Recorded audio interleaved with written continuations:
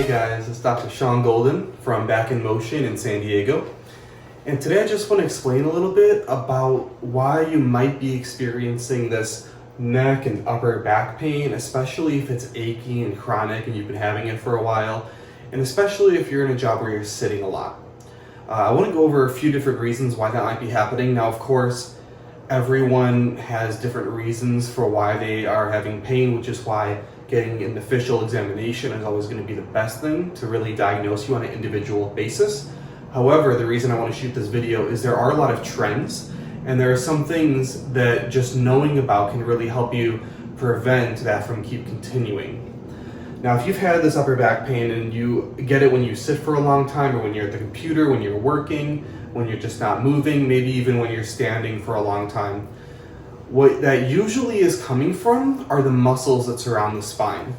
So if we look at this muscle chart here, it could be coming from the traps, which include the upper traps, the middle traps, could be coming from both sides. The levator scapulae muscle on both sides here is a little bit deeper underneath the traps, and that's very commonly involved.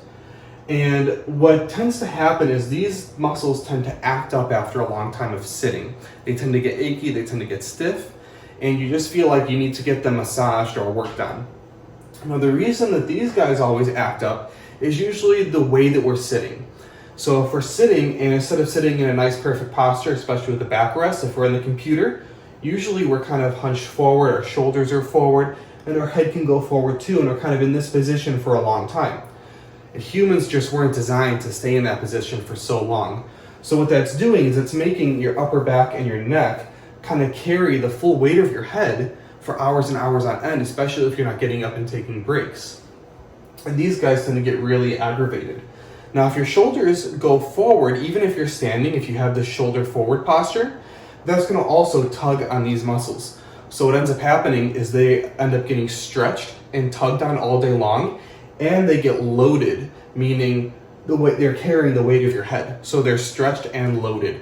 And that combination really tends to flare them up over time, and you can never really seem to get a break from them. So what we need to do is, well, what most people do is they focus on these muscles directly via massage or via active release therapy. They try to work on those muscles and lengthen them and stretch them out. But that never really helps long term because we're not addressing the root cause. It'll just keep coming back, you have to keep coming back for treatments. What most people don't look at is the other side of the body, the pecs.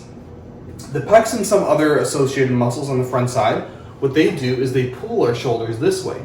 So if we're standing and our resting standing posture is kind of like this, I can't just tell you to have a good posture, pull your shoulders back, because you'll do it for like 10 seconds, and then as soon as you'll forget, it'll kind of snap back into this position.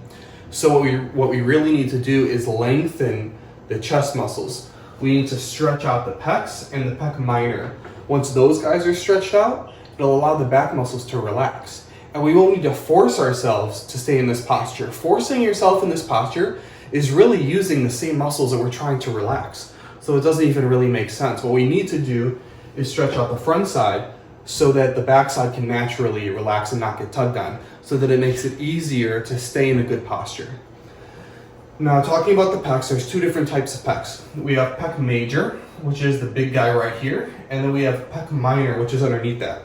When pec major gets tight, it pulls this way. It pulls our whole shoulder forward, which tugs on the traps, the rhomboids, and even some of the rotator cuff muscles in the back. When we talk about shoulder pain in another video, that's going to be very important too, because having the pecs pulling the shoulders forward and working out in this position can really, really aggravate shoulder pain, or pitching in that position, or whatever the case may be. Having your shoulder pulled forward by the pecs is one of the major causes or contributors to shoulder pain too. Now, the pec minor is a little bit different. The pec minor pulls in a little bit different direction, and it pulls downward. So it starts on the ribs and it inserts right onto the top part of the scapula here, and it pulls downward in this direction. So again, you get this tug on the neck muscles, on the traps, and this levator scapula usually comes into play if someone says, I have pain that comes starting from my shoulder blade that goes all the way up through my neck, all along here, and they trace out that line. That's usually the levator scapulae. And the reason that that one is so much of an issue is because it gets tugged on both ends.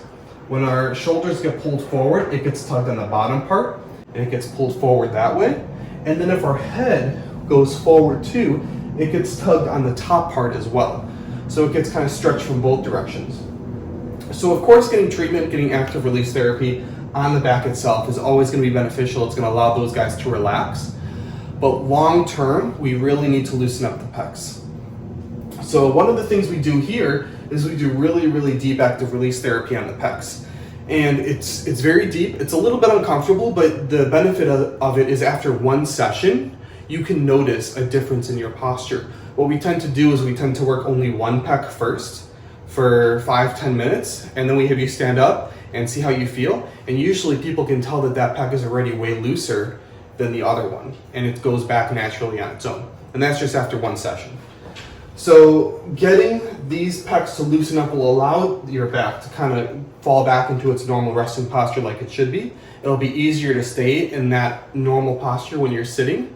And then of course, if you have to be on the computer, if that's your job, taking frequent breaks or getting a sit-stand desk can really help to alleviate some of that mid-upper back pain.